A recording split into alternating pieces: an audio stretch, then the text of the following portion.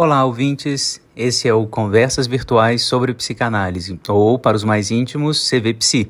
Somos um projeto de extensão vinculado ao Departamento de Psicologia da Universidade Federal de Minas Gerais, coordenado por este que vos fala, o professor Fábio Belo. Aqui, em cada episódio, lançamos um convite para uma conversa sobre psicanálise a partir de um tema. Nossa proposta é pensar as contribuições teóricas e técnicas da psicanálise na relação com questões que são apresentadas pela contemporaneidade. Chegue mais perto, afine a escuta, traga suas ideias e vamos para mais uma conversa. Este episódio é a continuação de um outro, intitulado Quem foi Virginia Bicudo? Por lá, apresentamos dados biográficos sobre essa grande psicanalista brasileira. Se ainda não ouviu, fica o convite para voltar a alguns episódios e escutar. Hoje vamos tratar de um texto de Virginia Bicudo de 1972, que recebe o título A Incidência da Realidade Social no Trabalho Analítico. Uma curiosidade, esse escrito foi produzido a partir de uma fala da autora no 9º Congresso Latino-Americano, em Caracas, que levava como tema o título do artigo. Chique, né? O que pretendemos aqui é percorrer alguns pontos do texto e, a partir desse percurso, tecer alguns comentários de modo que coloque o artigo a trabalho, pelo contato com outras referências e derivações a partir de problemáticas que nos são mais próximas, como a questão antirracista.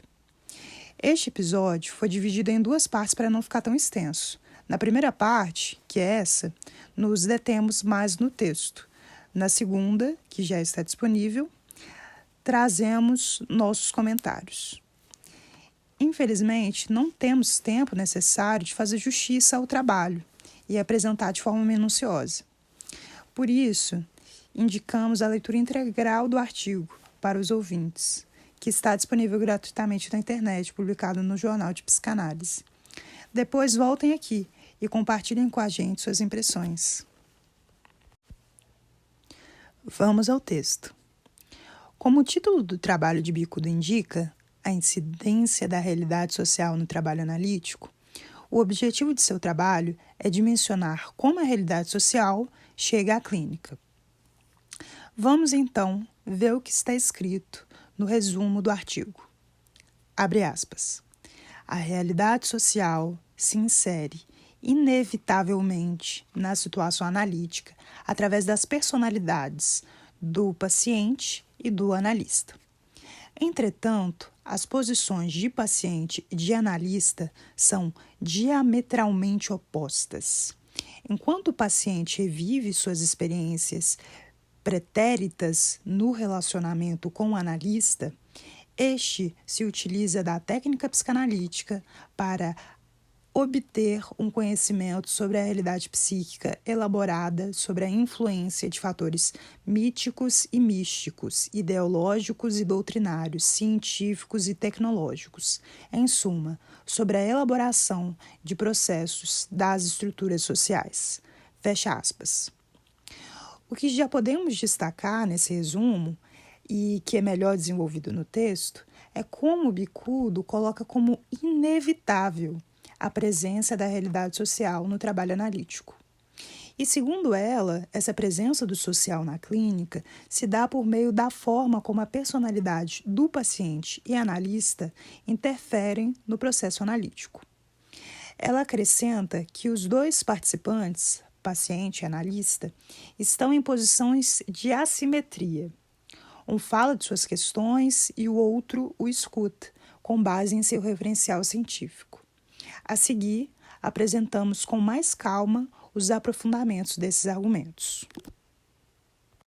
Como falamos em nosso episódio anterior, Virginia Bicudo passeava com tranquilidade entre as ciências sociais e a psicanálise.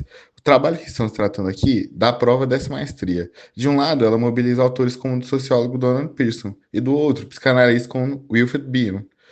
A partir de sua erudição, ela se coloca a pensar como a realidade social surge na clínica pelo lado do paciente. Para isso, coloca em questão os processos sociais em que uma criança é inserida para fazer parte de um grupo social. Esses processos de socialização, por meio de prescrições e assimilações, buscam transmitir ao indivíduo os aspectos sedimentares que organizam um grupo, nas palavras de Bicudo.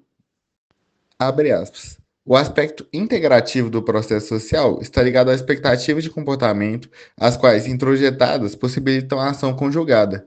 A transmissão de herança social através de expectativas de comportamento é afetuada primeiramente pela família, em contatos íntimos, emocionais e constantes, podendo se caracterizar as atividades inadequadas em expressões de rejeição, de superproteção ou de ambivalência. Por sua vez, atenção a esse trecho. A criança não recebe a herança social passivamente, porém reage emocionalmente e reelabora psiquicamente o que lhe é transmitido. Fecha aspas. Algo que a autora vai destacar é que, mesmo existindo normas sociais, como por exemplo o tabu do incesto, o não matarás e a moral sexual, essas normas podem ser negociadas e até transgredidas. Além disso, não se pode incorrer em uma leitura que enxerga a cultura como absoluta dentro de uma mesma sociedade, nação ou grupo. Dito de outra maneira, esses elementos culturais sofrem modulações e são alterados e reescritos dentro de diferentes contextos, como, por exemplo, entre as classes sociais de dentro de cada família. Ainda falando sobre o paciente, Virginia Bicudo chama atenção para os modos como os processos de socialização transmitem ao sujeito ideologias. Ideologia entendida aqui como um ideário, um sistema de pensamentos, um conjunto de ideias, concepções e atitudes não necessariamente científicas. O que Bicudo argumenta é que a família tem um papel predominante no cuidado do pequeno bebê vulnerável, ao mesmo tempo que promove a inibição do bebê em seu caminho de socialização por meio da transmissão de valores sociais, interdições, mitos, costumes, hábitos, crenças, linguagens, significados culturais e ideologias. Ao modo que, em suas palavras, abre aspas, os processos sociais de integração, de mudança e de desintegração refletem-se na vida mental, sob a forma de integração psíquica, como conflito e distúrbio mental. Fecha aspas. Citando a autora novamente, abre aspas, a personalidade é largamente determinada por fatores sociais e é por meio dela que o paciente leva o trabalho analítico à realidade social, dentro da qual se moldou e em função da qual vive.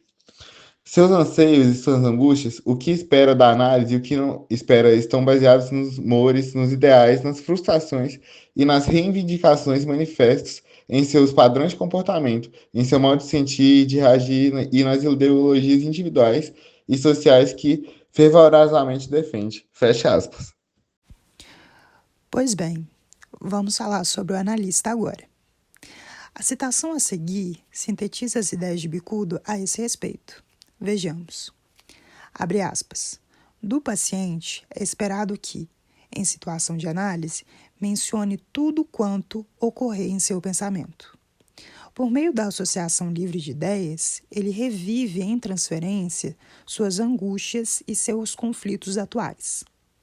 Para o analista em trabalho, seu reviver será contraproducente.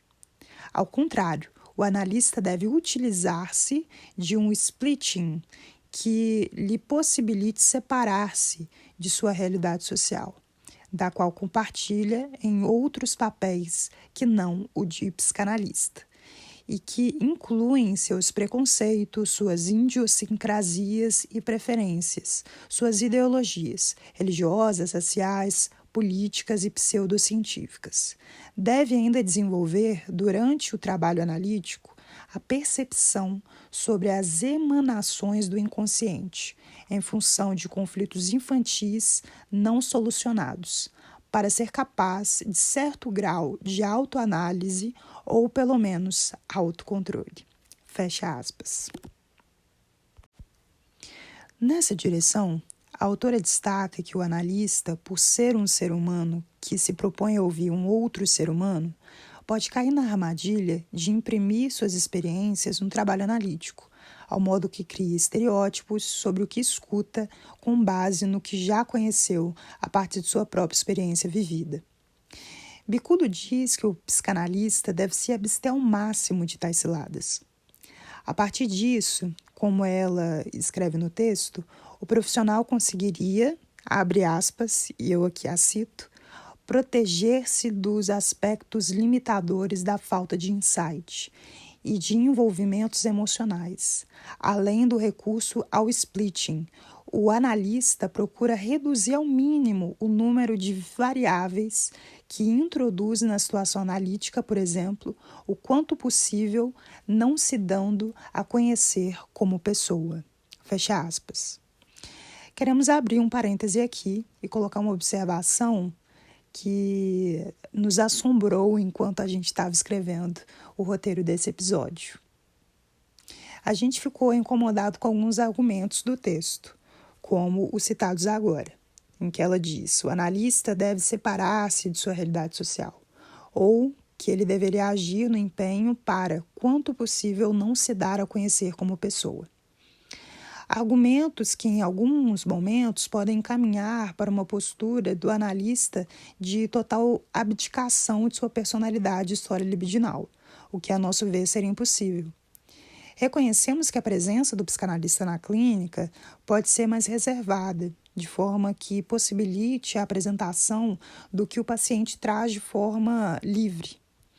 Nos termos que Luiz Cláudio Figueiredo apresenta no seu texto, A Metapsicologia do Cuidado, o analista adota ao longo do tratamento, ora uma posição mais implicada, ora uma presença em reserva, tudo em sintonia ao que o paciente demanda.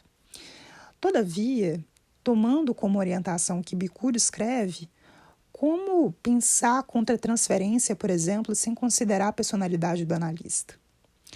Como você, ouvinte, irá perceber ao longo da apresentação desse podcast, os argumentos de Bicudo vão e vêm entre a defesa de uma postura mais neutra do psicanalista e uma que reconhece a incidência de elementos seus em seu trabalho clínico. E aqui a gente fecha o nosso comentário. Vamos voltar ao texto. Desenvolvendo seus argumentos, Bicudo se coloca perguntas muito interessantes. Escute só. Ela diz: como ser humano, pode o psicanalista desprender-se de sua realidade social? Que aspectos de sua realidade inevitavelmente estão presentes em seu trabalho? Que aspectos de sua realidade social são incontroláveis? Aqui é importante dizermos com mais calma sobre a diferenciação que a autora faz entre ideologia, doutrina e teoria científica, com base em Pearson, um sociólogo estadunidense. Ideologia seria, segundo ela, um sistema de pensamentos que podem ser lógicos ou errôneos. Uma doutrina é a teoria que nunca foi posta à prova, ou seja, uma certeza dogmática, que não é questionada ou exigida dela comprovação, apenas se acredita. Bicudo emprega como exemplo a religião. Por fim, a teoria científica, onde a psicanálise se encontra, é, segundo Bicudo, teoria é uma hipótese que foi posta à prova e provou ser válida, ao menos em determinadas circunstâncias. Sendo assim, ela tornou-se aceita pelos estudiosos dentro do mesmo universo de comunicação e continuará a ser aceita enquanto representar o conhecimento que se tem da natureza e do comportamento do fenômeno em questão. A psicanálise estaria do lado da ciência, logo não seria uma ideologia nem uma doutrina.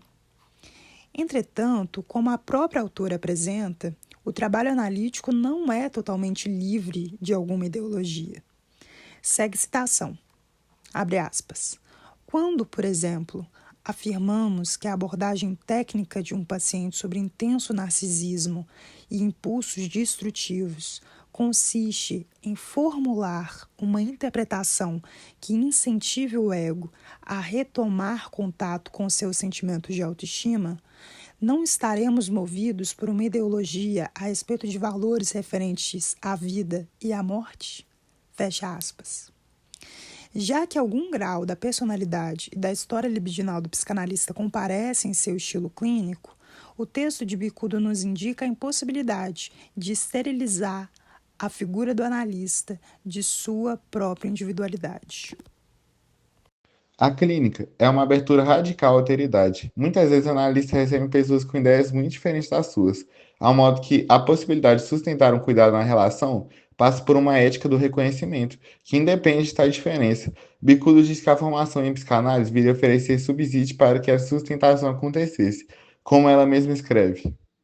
A clínica é uma abertura radical à alteridade. Muitas vezes analistas recebem pessoas com ideias muito diferentes das suas, ao modo que a possibilidade de sustentar um cuidado na relação passa por uma ética do reconhecimento, que independe da diferença. Bicudo diz que a formação em psicanálise viria oferecer subsídio para que a sustentação acontecesse, como ela mesma escreve. Abre aspas. Sua formação nos cursos de psicanálise, do analista no caso, visa sobretudo torná-lo um indivíduo diferenciado quanto às suas capacidades de insight, de tolerar a angústia, de ser consciente, de identificações projetivas, de reparação e de ter, pelo menos, autocontrole sobre os próprios preconceitos e as suas ideologias. Entretanto, se podemos indicar algumas das qualidades desejáveis para funções do psicanalista, não poderemos afirmar que a formação psicanalítica torne alguém totalmente consciente, sobretudo do universo do inconsciente. Fecha aspas. Como você deve se lembrar do último episódio, Virginia Bicudo era alguém muito preocupado com a formação de novos psicanalistas. Inclusive, fundou instituições de psicanálise pelo país, deu aula em universidades e fundou periódicos pioneiros na área.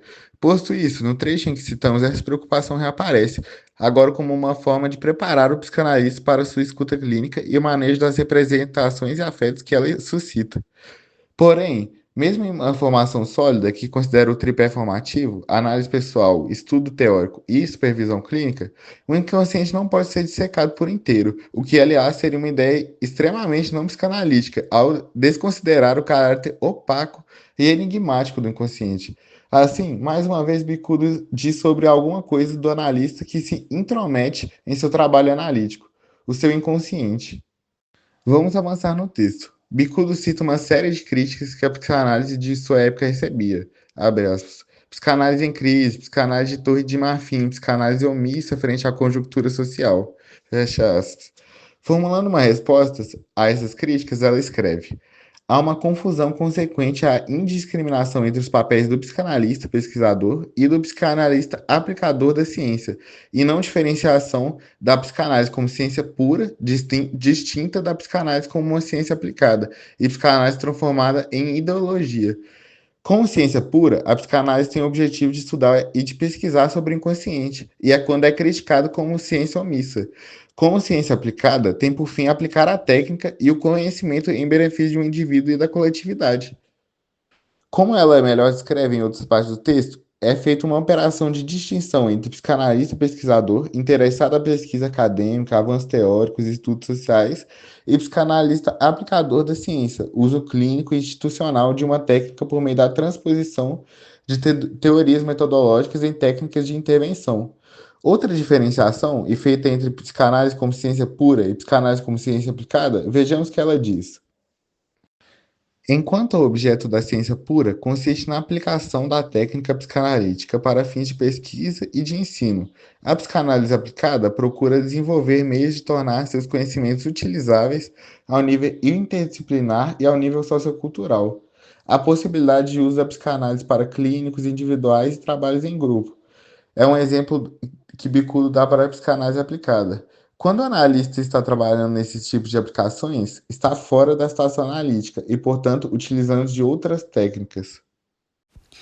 Sendo mais diretiva em sua resposta às críticas que a psicanálise recebia, Bicudo diz que, abre aspas, na assimilação sociocultural do conhecimento científico obtido pela psicanálise, surgiram as ideologias de valorização positiva ou negativa de ética de outras formas de usar ou repelir as contribuições da ciência pura. Em qualquer campo do conhecimento, a ciência pura é desinteressada dos aspectos pragmáticos da ética, da religião, dos preconceitos, etc. À guisa de ilustração, podemos citar o invento das pílulas anticoncepcionais, que em si não é moral ou imoral, mas amoral, e seu uso regulado por princípios religiosos, éticos e pela lei, de acordo com processos socioculturais. Fecha aspas. De maneira próxima a isso, ela diz em outro canto do texto. Em outras palavras, em situação analítica, o analista não é religioso, agnóstico, político, apolítico, racista ou antirracista. Ele é pesquisador. Antes de passarmos aos nossos comentários sobre o trabalho em questão, vamos dar uma olhada na conclusão que a autora apresenta. Bicudo retoma que a personalidade do analista e do paciente comparece na situação analítica, sendo essas personalidades formadas por diferentes processos de socialização. Por um lado, ao paciente caberia se submeter ao convite do analista e associar livremente sobre suas ideias, enquanto revive suas lembranças e busca elaborá-las. Do outro lado, ao analista, caberia se abster de seus preconceitos e ideologias para sustentar um espaço onde o paciente possa se expressar livremente. Como ela mesma observa, abre aspas, se é impossível ao psicanalista erradicar de si a própria realidade social e psíquica, o método científico, instrumentado pela técnica psicanalítica, constitui o recurso de redução das variáveis interferentes no setting analítico. Fecha aspas. E a partir daqui, caro ouvinte, para que esse episódio não ficasse tão extenso, a gente decidiu dividir em 2 partes. Então, nossos comentários sobre o texto vão ser feitos na parte 2 desse episódio, que já está disponível aqui para vocês escutarem. Então, a gente espera vocês por lá. Vamos ficando por aqui. Logo, logo voltamos com mais um tema. Para saber de novos episódios e para continuarmos conversando, nos siga em nossa página no Instagram, @cvpsiufmg. Fiquem à vontade para nos enviar sugestões, dúvidas e comentários por lá. Também nos siga no seu tocador de podcast predileto para não perder nenhum episódio. O CVPsi de hoje se encerra aqui. Até mais.